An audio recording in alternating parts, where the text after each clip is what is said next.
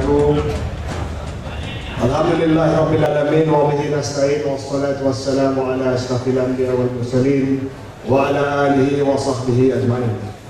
Terima kasih Tuan Pengerusi, moderator, sahabat-sahabat, ahli-ahli panel, tuan-tuan, puan-puan, adik kakak dengan sahabat sekalian. Firman Allah Subhanahu wa taala,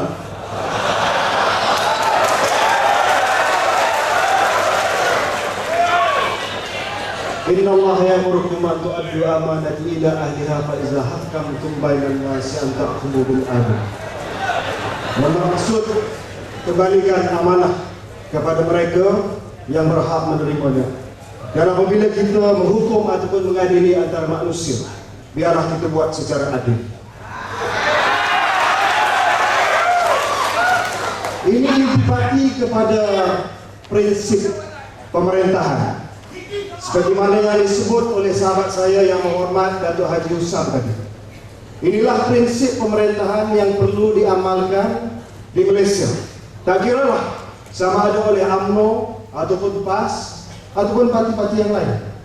Dan prinsip pemerintahan ini berpaksikan kepada amanah, kepada kejujuran, kepada integriti, kepada accountability, kepada keadilan, dan juga kepada kesamaan.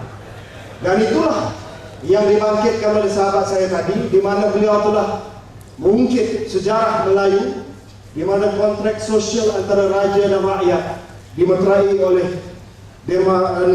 Dema Leba Daun pada satu ketika dahulu.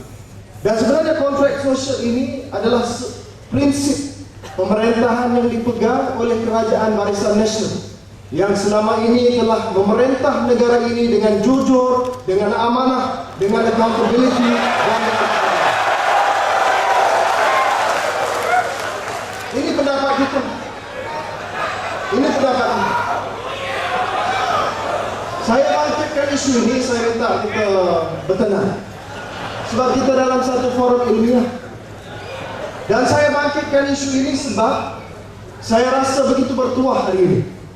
Kita cakap tentang transformasi politik. Saya bawa pendapat daripada Barisan Nasional daripada UMNO. Tetapi saya rasa cukup bertuah, kerana transformasi politik ini kalau tidak ada transformasi, sudah tentunya tak pernah saya impikan bahawa Kerajaan Negeri Kelantan boleh menjemput saya sebagai panelis pada petang. Ini membuktikan keterbukaan politik kita. Bukan hanya keterbukaan politik Perdana Menteri, sebagaimana yang disebut oleh Tuan Pengerusi tadi, tetapi keterbukaan politik daripada Kerajaan Negeri Kelantan yang dipimpin oleh Yang Berhormat Tuan Guru Datuk Aziz Ikhwan. Saya ucapkan terima kasih.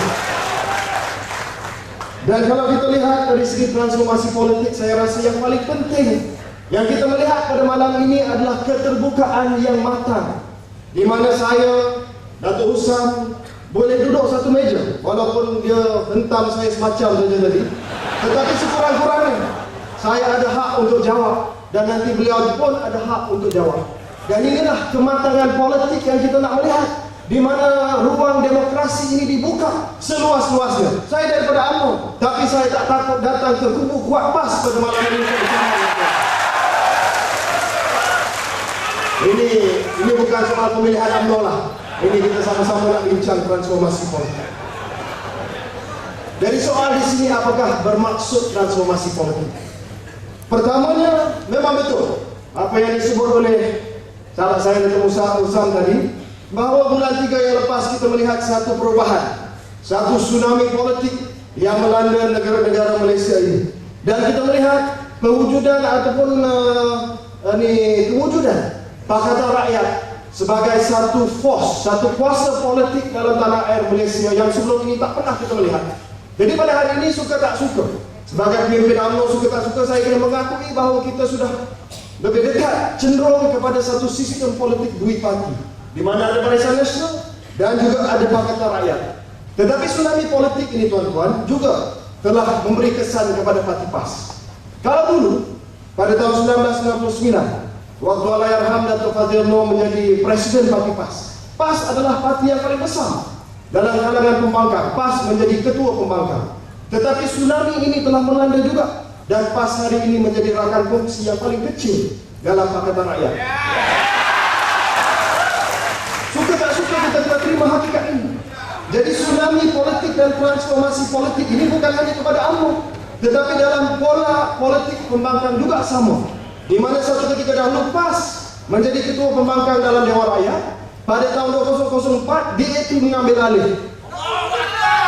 Dan pada tahun 2008 Parti Keadilan Rakyat yang hanya satu tinggal satu kursi saja